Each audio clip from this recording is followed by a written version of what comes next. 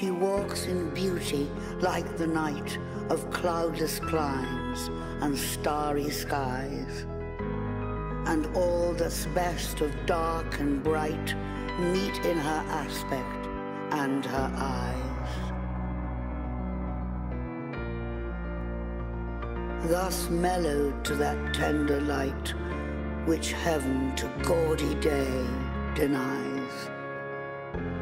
One shade the more, one ray the less, had half impaired the nameless grace which waves in every raven tress, or softly lightens o'er her face, where thoughts serenely sweet express how pure, how dear their dwelling place.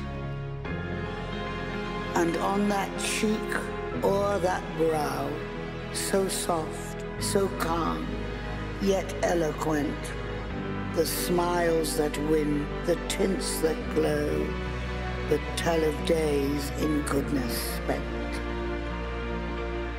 A mind at peace with all below, a heart whose love is innocent.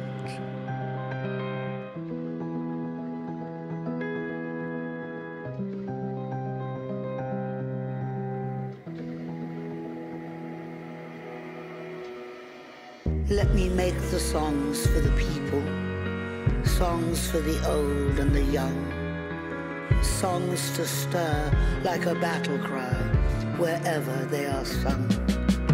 Not for the clashing of sabers, for carnage, nor for strife, but songs to thrill the hearts of men with more abundant life. Let me make songs for the weary, amid life's fever and fret, till hearts shall relax their tension and careworn brows forget.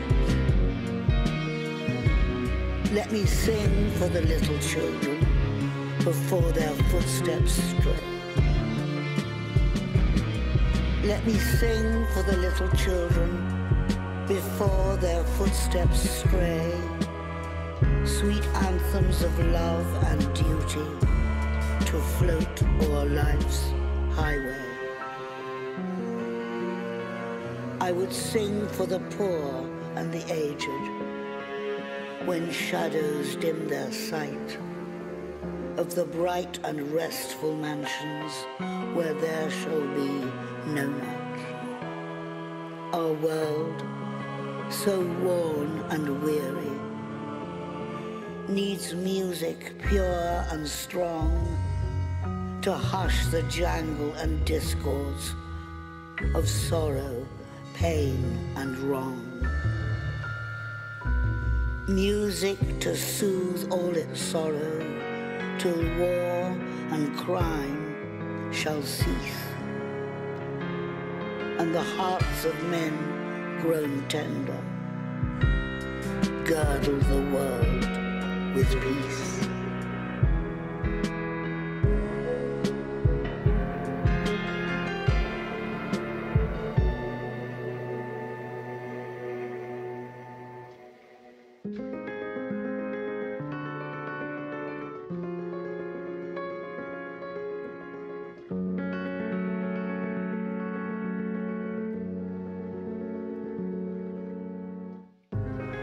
The girl goes dancing there on the leaf-sown, new-mown, smooth grass plot of the garden. Escaped from bitter youth, escaped out of her crowd or out of her black cloud, our dancer, our sweet dancer. If strange men come from the house to lead her away, do not say that she is happy being crazy. Lead them gently astray. Let her finish her dance. Let her finish her dance. Our dancer, our sweet dancer.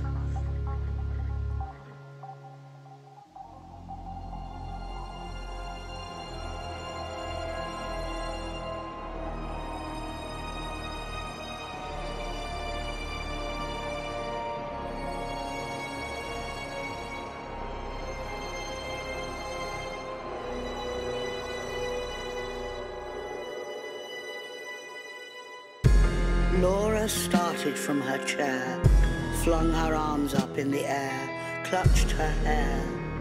Lizzie, Lizzie, have you tasted for my sake the fruit forbidden?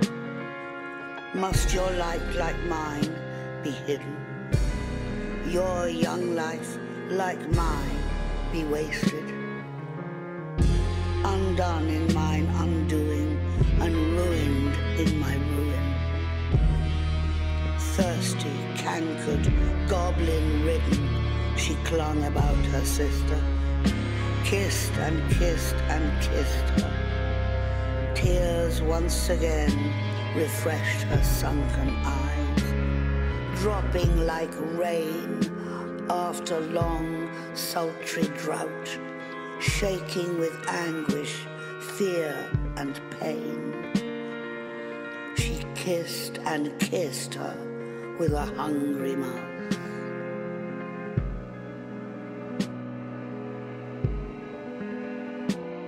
Her lips began to scorch.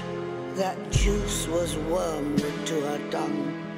She loathed the feast, writhing as one possessed. She leapt and sung, rent all her robe, and wrung her hands in lamentable haste, and beat her breast.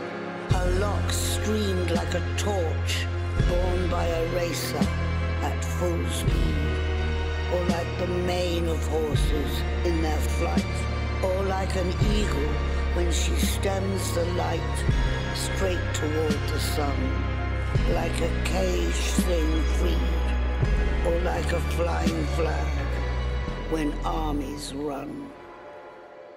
Swift fire spread through her veins, knocked at her heart, met the fire smouldering there, and overbore its lesser flame. She gorged on bitterness without a name. Ah, fool, to choose such part of soul-consuming care. Sense failed in the mortal strife. Like the watchtower of a town which an earthquake shatters down. Like a lightning-stricken mast, like a wind-uprooted tree, spun about like foam-topped waterspout, casting down headlong in the sea. She fell at last. Pleasure past and anguish past. Is it death or is it life?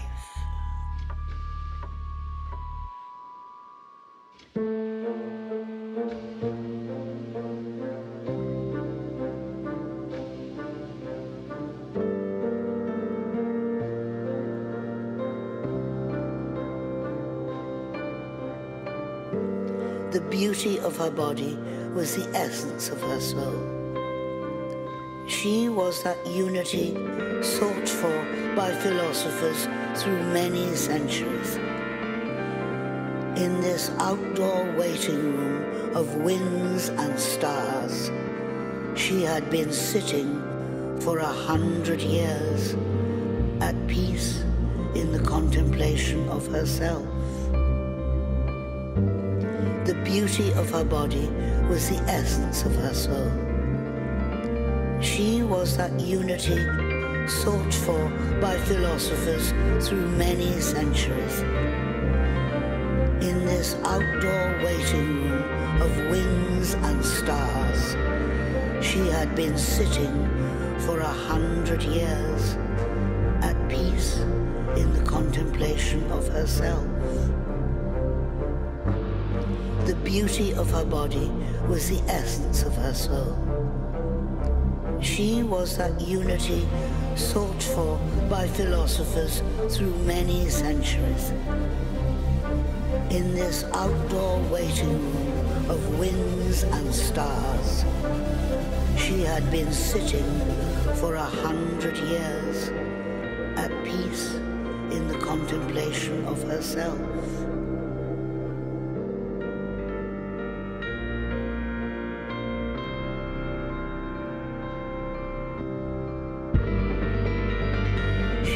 been sitting